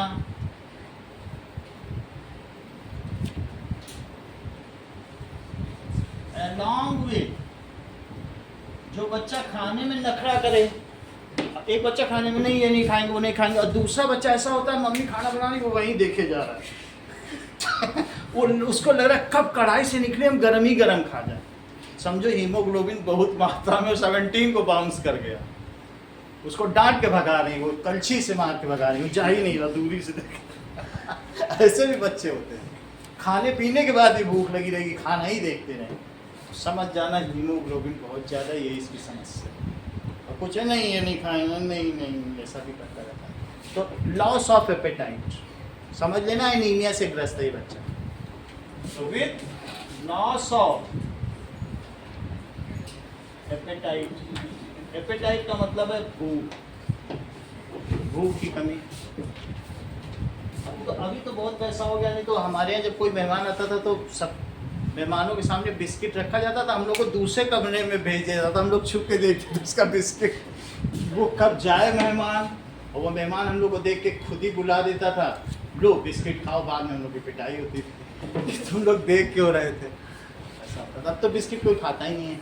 लेकिन ये समझ जाओ कि अगर कोई खाना देखे जा रहा है, दैट मीन्स उसमें हीमोग्लोबिन है, loss of appetite. The lack of haemoglobin is called anaemia. इसे क्या कहेंगे? अनीमिया।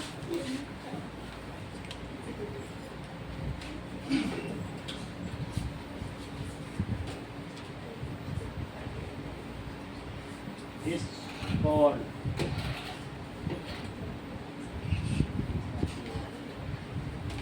अच्छा, हीमोफीलिया किसे कहेंगे?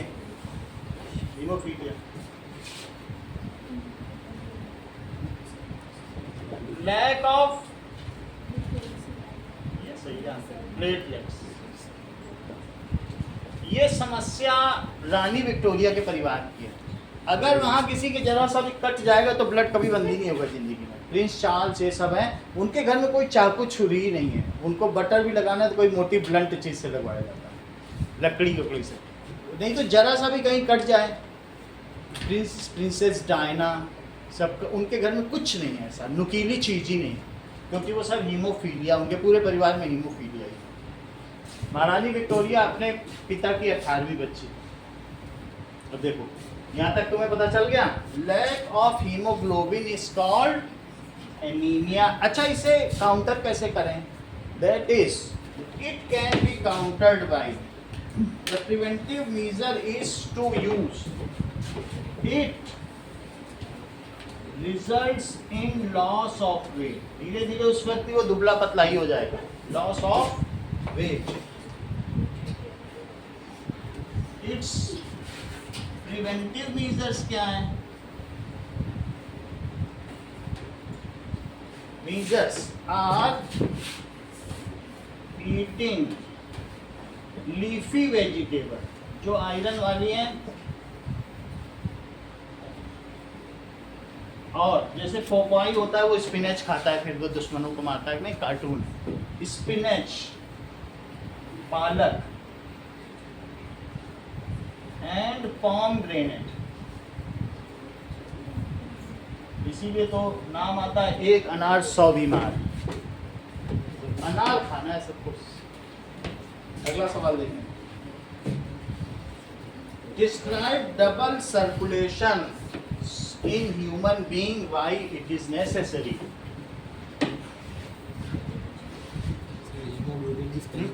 इसकी क्या स्पेलिंग है? HAE। इसे ठीक करो, हमें भी लग रहा था सब जगह गड़बड़ कर दी, कहाँ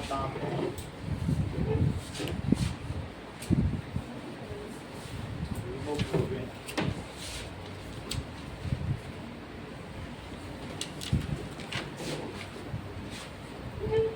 हीमोग्लोबिन की स्पेलिंग ठीक करो।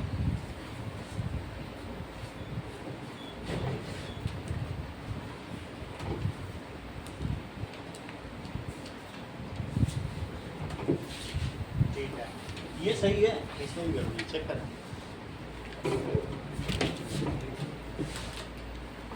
पोमग्रेनेट, ये NAT किसकी? बोलो। एल्वियोली की कहाँ? Sir V E first time class right side, right side VE होता है। ठीक है, अब अगला सवाल देखो। Describe double circulation in human being. Double circulation की क्या जरूरत है human being?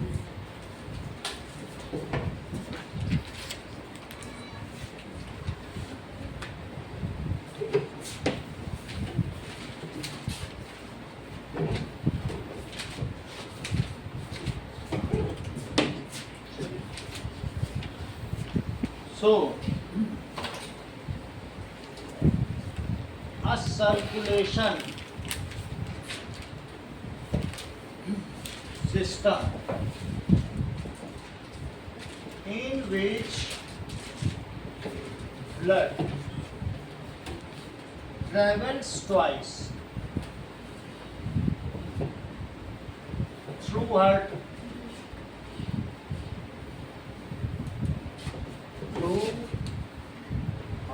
in each cycle of operation. In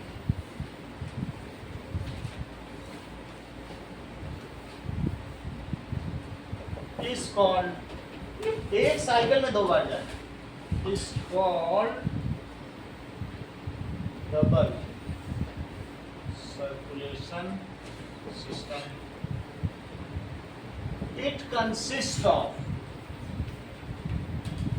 ये क्या क्वेश्चन पूछ रहा है, in human being.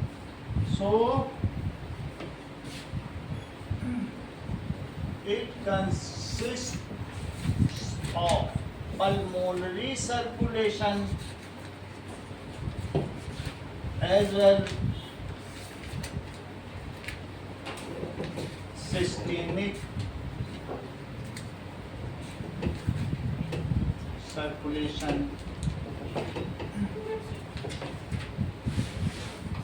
In pulmonary circulation क्या होगा, जैसे हम लोगों ने ये बनाया था हार्ट का सिस्टम, तो हार्ट में यहाँ से ब्लड इसमें आ जाएगा और यहाँ से इसमें आ जाएगा. अच्छा, पूरी बॉडी से यहाँ से ब्लड फिर जब इसमें आ जाएगा तो जाएगा और फिर यहाँ आ जाएगा, फिर यहाँ से इसमें आ जाएगा, फिर यहाँ से निकलेगा तो इधर लंग्स में जाएगा, लंग्स से इसमें आ जाएगा. तो ये जो है नीचे वाला ये सिस्टेमिक है और ऊपर वाला ये ऊपर वाला पल्मोनरी. इन पल्मोनरी सर्कुलेशन क्या होगा,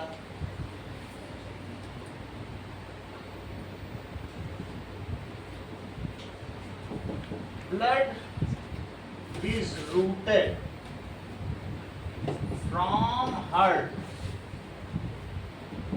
to lungs and back to heart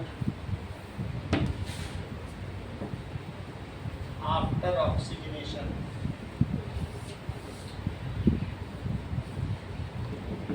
In systemic circulation,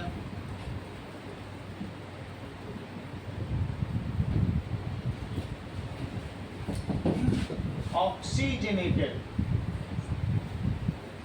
blood is goes to body cells from heart and comes back to heart. Double circulation system ensures efficient working and separation of oxygenated and deoxygenated blood. So, this type of circulation takes place in 4-chambered heart.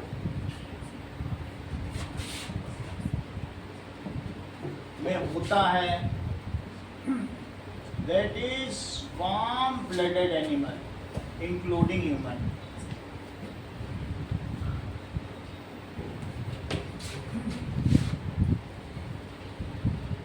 जैसे Aves and mammals. Aves का मतलब पक्षी होता है, it is most efficient system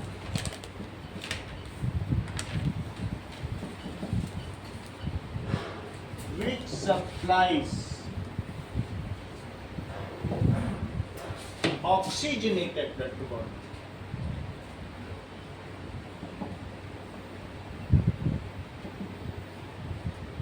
And ensures faster rate of respiration.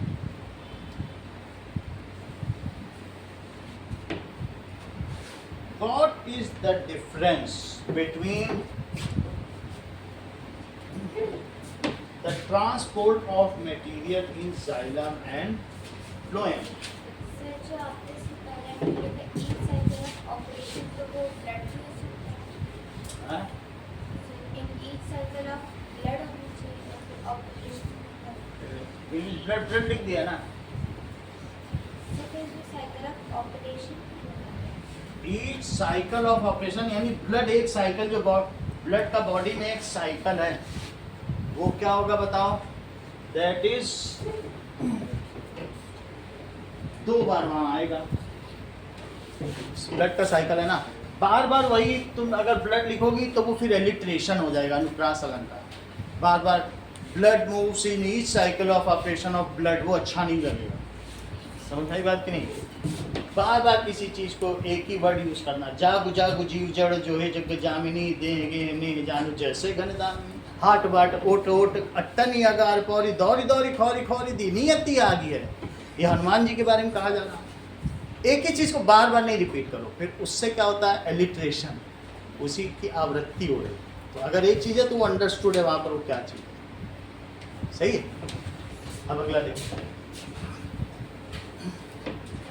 Now, what is the difference in transport of materials? इसके बारे में लिखा जा सकता है कि क्या डिफरेंस है बताइए. कि जाइलम क्या करता है बताइए. Xylem transports water and minerals from roots to shoot. Root से शूट पहुंचाएगा. It is unidirectional. It is unidirectional and purely physical.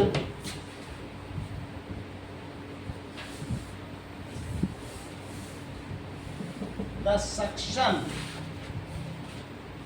created due to transpiration is responsible for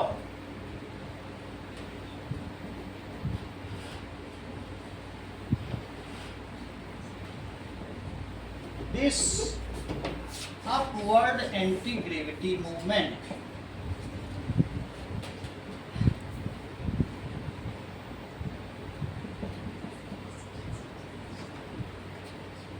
इसके लिए क्या चीज होती है. जो सक्शन क्रिएट होता है ट्रांसपिरेशन से, उसी की वजह से ऊपर जाता है. ये तो जाइलम के बारे में हो गया. उसमें कोई तरीके की ठीक है.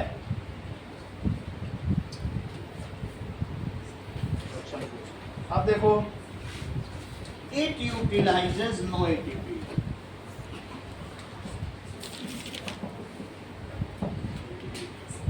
दूसरी चीज, ये जो वाटर का मूवमेंट है ये चूंकि ट्रांसपिरेशन पर आधारित है. It takes place during day hours, क्योंकि पानी तो दिन में ही उड़ेगा तो ये रात को नहीं होगा. It takes place during day hours and it is faster. अगर वैक्यूम से देखो, जब तुम स्ट्रॉ से पेप्सी पीते हो तो कितनी तेजी से आता है, जबकि डिफ्यूजन में पानी आएगा फिर भरेगा. फिर ट्रांसलोकेशन धीरा प्रोसेस है, ये तेज है. आप पानी डालो पौधे में, आप देखोगे पत्तियां मुड़ी हुई हैं, झुकी हुई हैं, 15 मिनट में बिल्कुल सही हो जाती है. देखा है कि नहीं. ऐसे पत्तियां सूखी सूखी से पानी डालते हैं, आप देखो 10 मिनट में बिल्कुल सही हो जाए. इतना तेज प्रोसेस है. It is faster.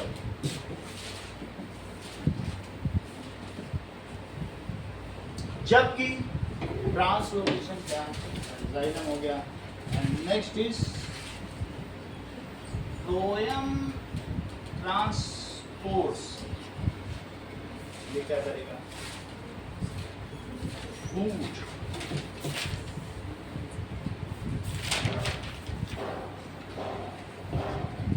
prepared during photosynthesis.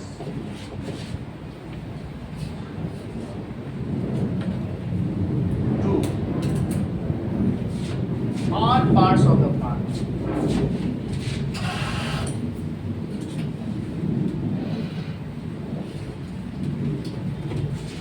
is chemical process and acts due to differential osmotic pressure.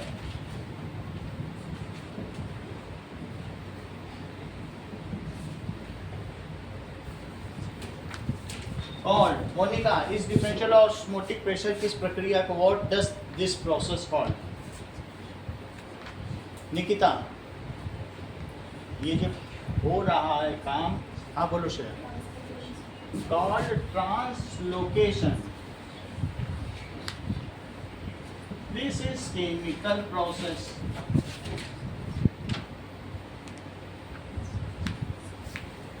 and consumes 2 ATP energy for transfer of 1 glucose molecule.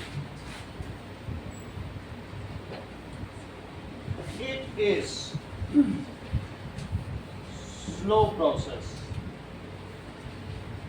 and takes place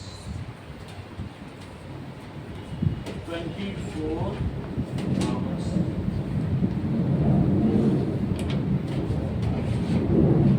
यहाँ तक कि पत्तियों ने खाना बनाया और वो तुम्हारी कलियों में रात भर भी गया, तभी तो कली सुबह देखते हो फूल बन जाती है।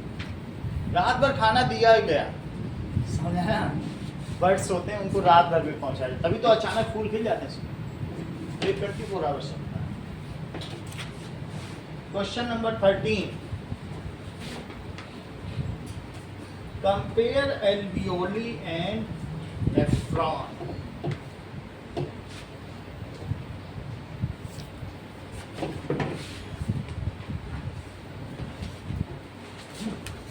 Now,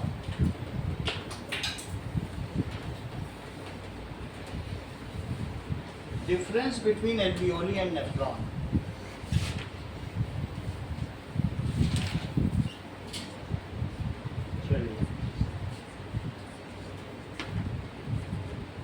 Alveoli has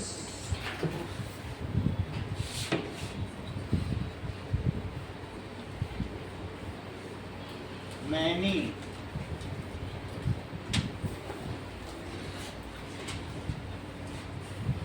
tiny air sacs. Sacs का मतलब फैले होते हैं, ठीक है? Present in lungs for faster exchange of gases. जबकि नेफ्रॉन में क्या होगा? That is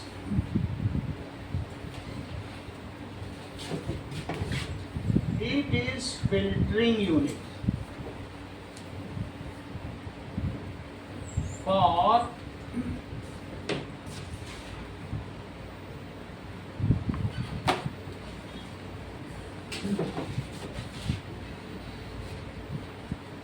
containing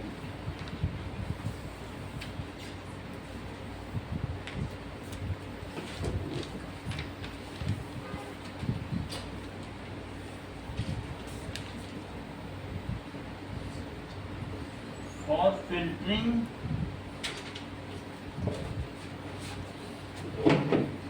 urine from blood. तो ये चीज गैसियस एक्सचेंज के लिए है, जबकि इसमें बोमेंस कैप्सूल, ग्लोमेरुलस और ट्यूब्यूल है, और ये फिल्टर करने के लिए, लिक्विड फिल्टर के लिए, और वो किसके लिए? गैसेस फिल्टर के लिए। सही?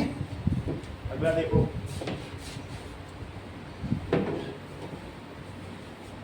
नाउ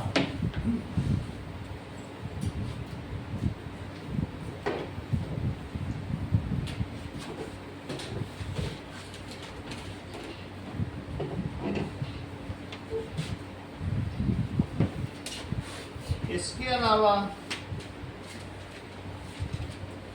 देयर आर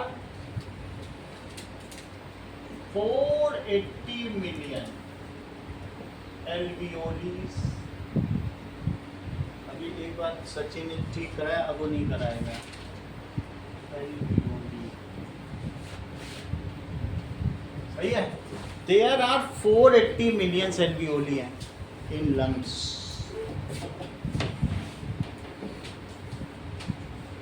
अगला देखिए, जबकि in each lung there are 0.8 to 1.5 million nephron.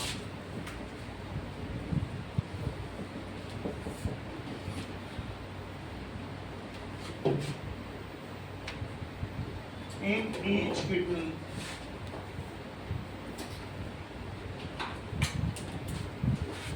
यानी इनकी संख्या ज्यादा है। Belongs to respiratory system,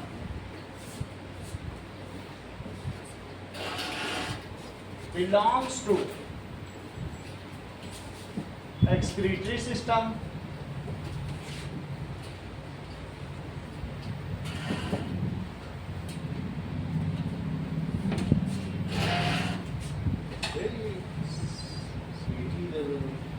now sac-like structure, tubular structure,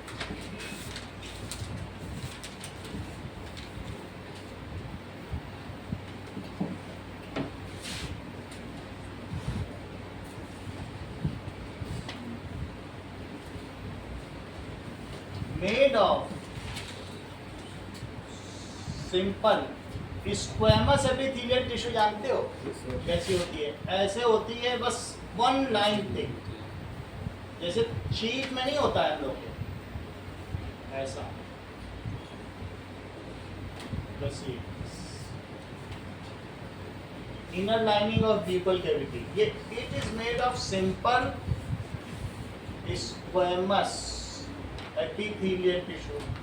epithelial होती है पैकिंग के लिए, जबकि किडनी पूरी क्यूबॉइडल की है, 9 में पढ़ा होगा।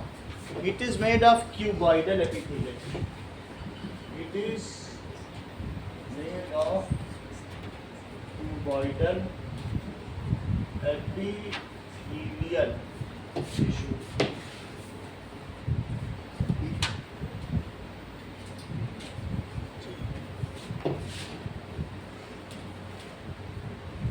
क्यूबॉइडल का क्या मतलब है?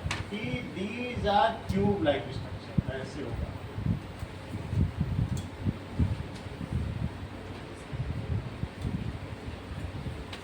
बेसल न्यूक्लियाई होगा, और ये धीरे धीरे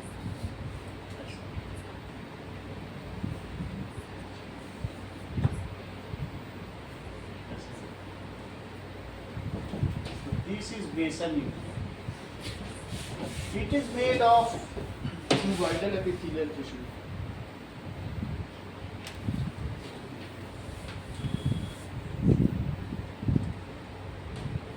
Surrounded by blood capillaries.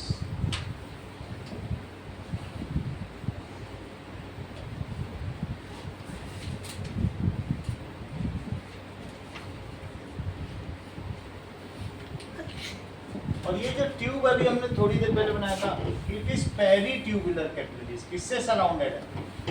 Surrounded by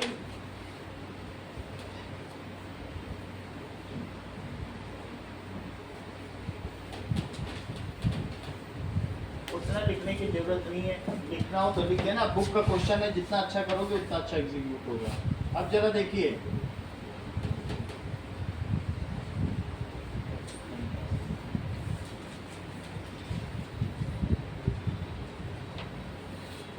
blood is supplied to it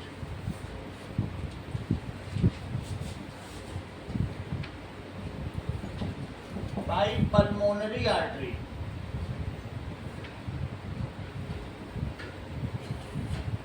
जबकि उसमें रीनल आर्टरी सप्लाई करती है। Blood is supplied to it by renal artery. 5 तक तो बिल्कुल जरूरी चीज है, ठीक है, बस इतने ही है, तो छोड़ सकते हो लास्ट में, इतना ही रखो।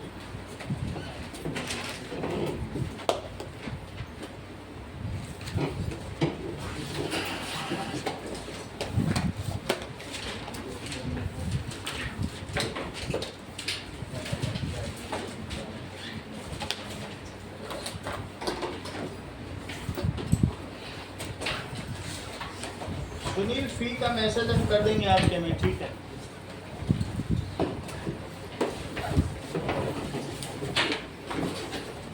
अब ये चैप्टर खत्म हो गया, अब इसके बाद हम लोग ऐसे मैसेज